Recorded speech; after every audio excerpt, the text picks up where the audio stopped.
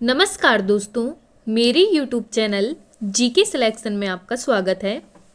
आज की इस वीडियो में हम साइंस के महत्वपूर्ण क्वेश्चनों को कवर करेंगे। यह क्वेश्चन आने वाले सारे एग्जामों के लिए बहुत ही महत्वपूर्ण है, तो आप इन्हें अच्छे से तैयार कर सकते हैं। तो आप इस वीडियो को शुरू से अंत तक ध्यान से देखिएगा। तो हम क्वेश्चनों की शुरुआत करते हैं। क्वेश्चन 1 है, लगभग 20 डिग्री सेल्सियस के तापक्रम पर किस माध्यम में ध्वनि की गति अधिकतम होगी? तो इसका राइट आंसर होगा ऑप्शन डी, लोहा। लगभग 20 डिग्री सेल्सियस के तापक्रम पर लोहा के माध्यम में ध्वनि की गति अधिकतम होगी। नेक्स्ट क्वेश्चन है क्वेश्चन नंबर 2। एक जेट हवाई वायुयान 2 मैक के वेग से हवा में उड़ रहा है। जब ध्वनि का वेग 332 मीटर प्रति सेकंड है, तो वायुयान की चाल कितनी है? तो इसका राइट आंसर होगा ऑप्शन डी, 664 मीटर प्रति सेकंड। एक जेट वायुयान 2 मैक के वेग से हवा में उड़ रहा है, जबकि ध्वनि का वेग 332 मीटर प्रति सेकंड है, तो वायुयान की चाल 664 मीटर प्रति सेकंड होगी। नेक्स्ट क्वेश्चन है क्वेश्चन नंबर 3। निम्नलिखित में से किस एक में ध्वनि चाल सबसे अधिक होगी? तो इसका राइट आंसर होगा ऑप्शन डी, लकड़ी में। निम्नलिखित में से लकड़ी में ध्वनि की चाल सबसे अधिक होती है। नेक्स्ट क्वेश्चन है क्वेश्चन नंबर 4। निम्नलिखित में से किस प्रकार की तरंग का प्रयोग रात्रि दृष्टि उपकरण में किया जाता है? तो इसका राइट आंसर है ऑप्शन सी, अवरक्त तरंग। निम्नलिखित में से अवरक्त तरंग का प्रयोग रात्रि दृष्टि उपकरण में किया जाता है। नेक्स्ट क्वेश्चन है क्वेश्चन नंबर 5। निम्नलिखित कथनों में से कौन सा सही नहीं है? तो इसका राइट आंसर होगा ऑप्शन बी, 20 हर्ट्ज से कम आवृत्ति की ध्वनि तरंगें अपेक्षाकृत प्रबल होती हैं। नेक्स्ट क्वेश्चन है क्वेश्चन नंबर 6। निम्नलिखित कथनों में से कौन सा सही है? ध्वनि का वेग। तो इसका राइट आंसर होगा ऑप्शन डी, ठोसों में अधिकतम और गैसों में न्यूनतम होता है। ध्वनि का वेग ठोसों में अधिकतम और गैसों में न्यूनतम होता है। नेक्स्ट क्वेश्चन है क्वेश्चन नंबर 7। आर्द्र वायु में ध्वनि का वेग शुष्क वायु की तुलना में अधिक होता है, क्योंकि आर्द्रता वायु में। तो इसका राइट आंसर होगा ऑप्शन बी, शुष्क वायु की तुलना में घनत्व कम होता है। आर्द्र वायु में ध्वनि का वेग शुष्क वायु की तुलना में अधिक होता है, क्योंकि आर्द्र वायु में शुष्क वायु की तुलना में घनत्व कम होता है। नेक्स्ट क्वेश्चन है क्वेश्चन नंबर 8। पास आती हुई रेलगाड़ी की सीटी की आवृत्ति या तीक्ष्णता बढ़ती जाती है, ऐसा किस घटना के कारण होता है? तो इसका राइट आंसर होगा ऑप्शन बी, डॉपलर प्रभाव। पास आती हुई रेलगाड़ी की सीटी की आवृत्ति या तीक्ष्णता बढ़ती जाती है, ऐसा डॉपलर प्रभाव घटना के कारण होता है। नेक्स्ट क्वेश्चन है क्वेश्चन नंबर 9। डॉपलर प्रभाव संबंधित है। तो इसका राइट आंसर होगा ऑप्शन ए, ध्वनि। डॉपलर प्रभाव ध्वनि से संबंधित है। नेक्स्ट क्वेश्चन है क्वेश्चन नंबर 10। किसी ध्वनि स्रोत की आवृत्ति में होने वाले उतार चढ़ाव को कहते हैं? तो इसका राइट आंसर होगा ऑप्शन बी, डॉपलर प्रभाव। किसी ध्वनि स्रोत की आवृत्ति में होने वाले उतार चढ़ाव को डॉपलर प्रभाव कहते हैं। नेक्स्ट क्वेश्चन है क्वेश्चन नंबर 11। जब हम कमरे के अंदर बैठे रहते हैं तो यद्यपि हम बराबर के कमरे में बातचीत करने वाले व्यक्ति को देखते हैं तो नहीं, परंतु उनकी आवाज अवश्य सुन लेते हैं। इसका कारण है ध्वनि का।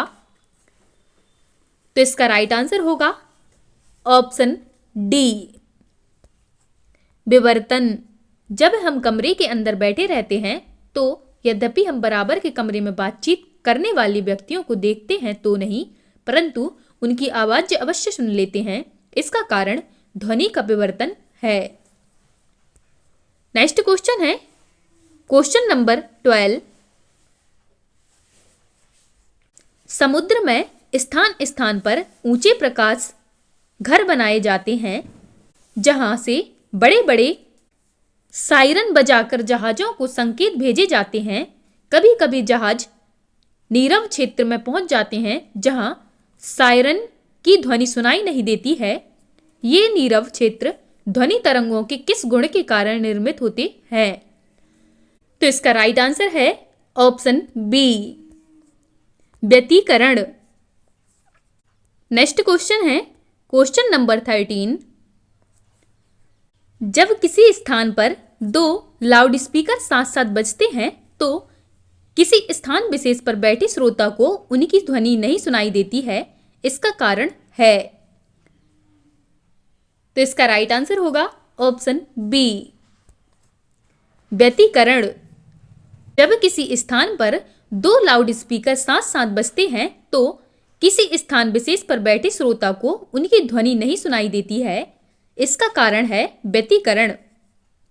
नेक्स्ट क्वेश्चन है क्वेश्चन नंबर 14।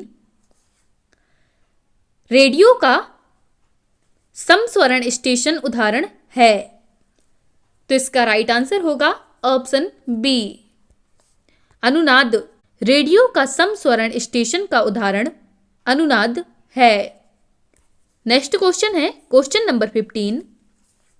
जब हम जल के नीचे सुराही भरने के लिए रखते हैं तो जैसे जैसे सुराही भरती जाती है वैसे वैसे हमें विशेष प्रकार की ध्वनि सुनाई देती है। इसका कारण है। तो इसका राइट आंसर होगा ऑप्शन सी, अनुनाद। जब हम जल के नीचे सुराही भरने के लिए रखते हैं तो जैसे जैसे सुराही भरती जाती है वैसे वैसे हमें विशेष प्रकार की ध्वनि सुनाई देती है। इसका कारण है अनुनाद। नेक्स्ट क्वेश्चन है क्वेश्चन नंबर 16। कहा जाता है कि जब तानसेन गाता था तो खिड़की के कांच या कांच के गिलास के टुकड़े टुकड़े हो जाते थे। यदि संभव भी हो तो वह ध्वनि किस गुण के कारण होगा? तो इसका राइट आंसर होगा ऑप्शन सी, अनुनाद। कहा जाता है कि जब तानसेन गाता था तो खिड़की के कांच या कांच के गिलास के टुकड़े टुकड़े हो जाते थे। यदि संभव भी हो तो वह ध्वनि के अनुनाद गुण के कारण होगा। नेक्स्ट क्वेश्चन है क्वेश्चन नंबर 17। हम रेडियो की गुंडी घुमाकर विभिन्न स्टेशनों के कार्यक्रम सुनते हैं, यह संभव है। तो इसका राइट आंसर होगा ऑप्शन ए, अनुनाद के कारण। हम रेडियो की घुंडी घुमाकर विभिन्न स्टेशनों के कार्यक्रम सुनते हैं, यह अनुनाद के कारण संभव है। नेक्स्ट क्वेश्चन है क्वेश्चन नंबर 18। जब सेना पुल को पार करती है तो सैनिकों को कदम से कदम मिलाकर न चलने का निर्देश दिया जाता है, क्योंकि? तो इसका राइट आंसर है ऑप्शन बी, पैरों से उत्पन्न ध्वनि के अनुनाद के कारण पुल टूटने का खतरा रहता है। जब सेना पुल को पार करती है तो सैनिकों को कदम से कदम मिलाकर न चलने का निर्देश दिया जाता है, क्योंकि पैरों से उत्पन्न ध्वनि के अनुनाद के कारण पुल टूटने का खतरा रहता है। नेक्स्ट क्वेश्चन है क्वेश्चन नंबर 19।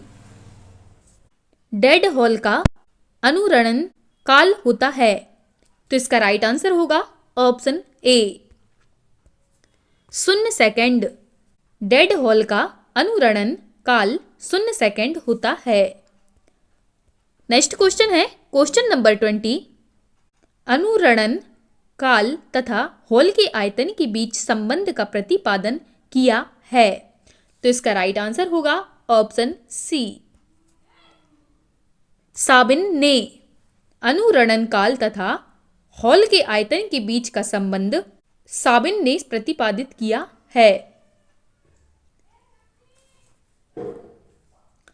तो यह थे टॉप 20 साइंस के महत्वपूर्ण क्वेश्चन। यह क्वेश्चन आपके एग्जाम के लिए बहुत ही महत्वपूर्ण है, तो आप इन्हें अच्छे से तैयार कर सकते हैं। यदि आपको हमारी वीडियो पसंद आए तो आप हमारे चैनल जीके सिलेक्शन को लाइक, शेयर एंड सब्सक्राइब कर सकते हैं, और भी हमारी वीडियो देखने के लिए आप हमारे चैनल पर जाकर देख सकते हैं। Thank you.